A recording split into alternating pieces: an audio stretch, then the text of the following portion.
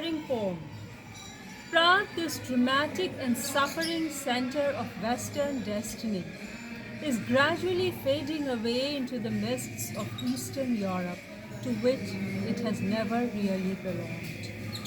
Prague, this dramatic and suffering center of Western destiny, is gradually fading into the mists of Eastern Europe, to which it has never really belonged. This city, the first university town east of the Rhine, the scene in the 15th century of the first great European revolution, the cradle of the Reformation, the city where the 30 Years' War broke out, the capital of the Baroque and its excesses. This city tried in vain in 1968 to westernize a socialism that came in from the cold.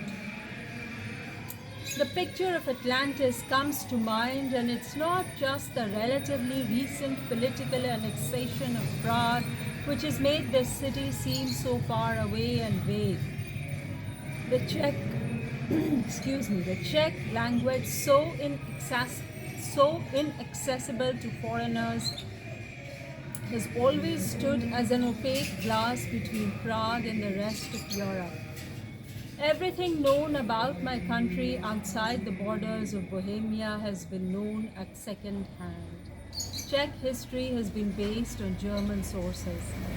The work of Antonin Dvorak and Leo Janak has been discussed without a knowledge of their correspondence.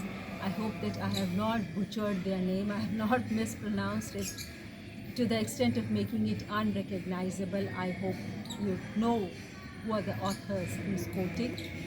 Czech writers, their theoretical writings, their milieu, and even now people are looking at the relationship between Prague and Kafka without knowing anything about Czech culture.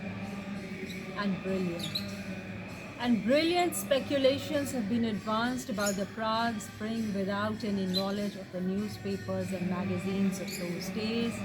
The great wave of structuralism that has swept over the entire world originated in Prague. But most of the work of the founder of that school has not been translated because it analyzes Czech novels and poetry.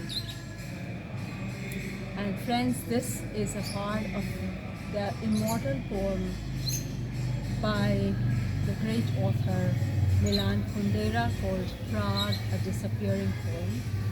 A wonderful capturing of what Prague was, everything that it stood for, its cultural inheritance, richness, potentials, that's remained intact. This is the beauty of occupation. How colonial identities have preserved after years and years of occupation. I saw that in Bulgaria, and reading this poem, I've never yet been able to go to Prague, hopefully someday. What a beautiful poem. Everything known about my country outside the borders of Bohemia has been known at second hand.